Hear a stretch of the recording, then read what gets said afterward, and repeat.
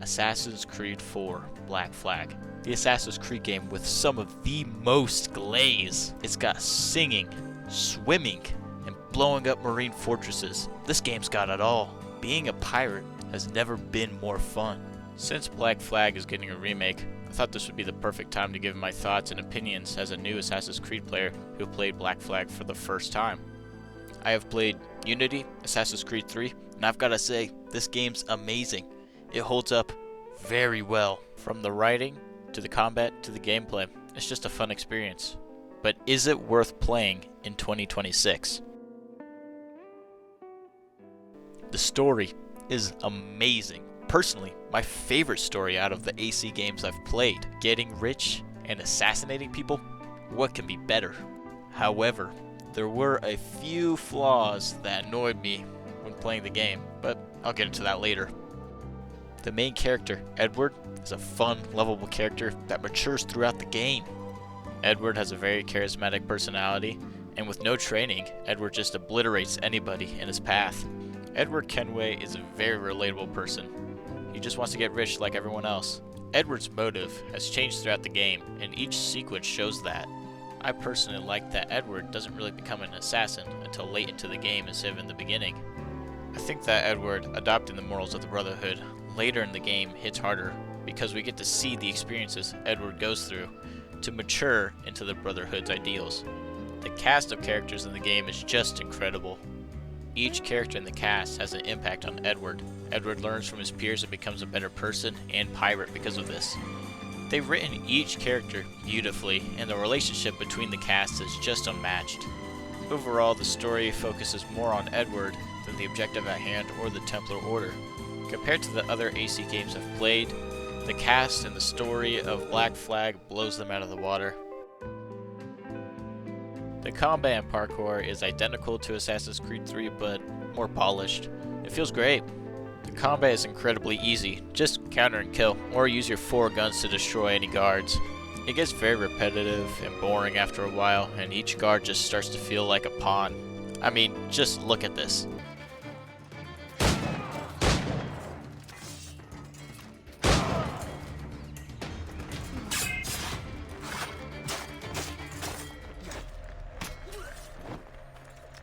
At least they didn't make reloading guns as slow as Assassin's Creed 3. They didn't add very many guns or weapons to the game, but I personally didn't have an issue with that. But there are a lot of upgrades where you have to get materials from hunting animals and craft with them, such as more health and gun holsters. The assassination animations are amazing. Edward is just brutal when it comes to his assassinations, and I love it. The ship combat is very fun. Just obliterating ships with my mortar makes my cortisol drop. You can loot ships, add them to your fleet, or just sink them for fun.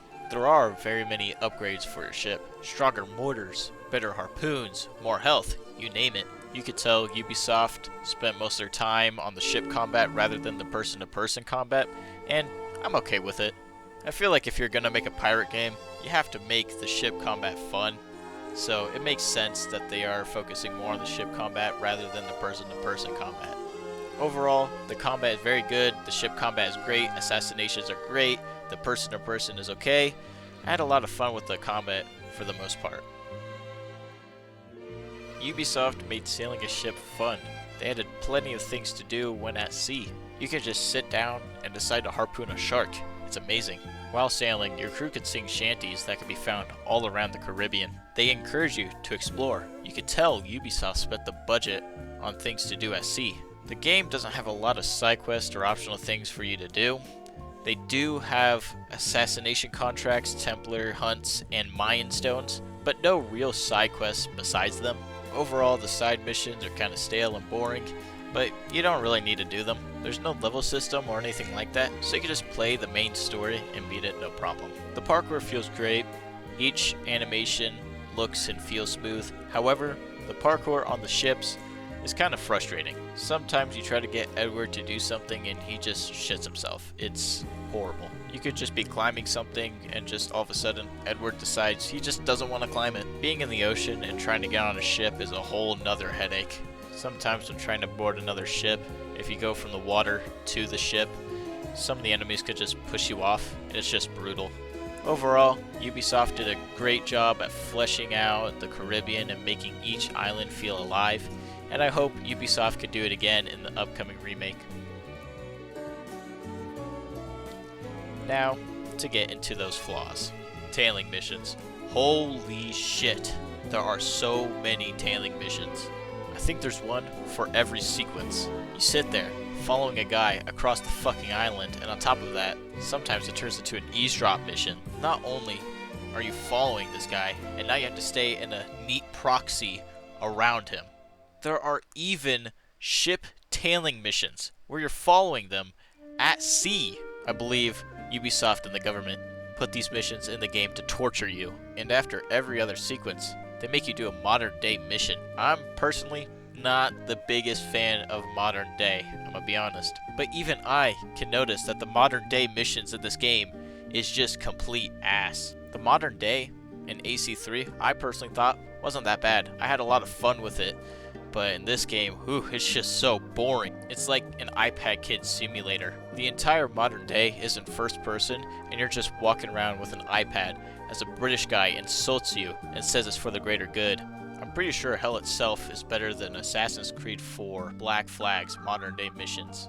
And they would just drop these missions after the most insane, gut-wrenching cliffhanger ever, and you can't continue the story until you complete the mission. It drives me fucking insane. I'm gonna keep this short and sweet.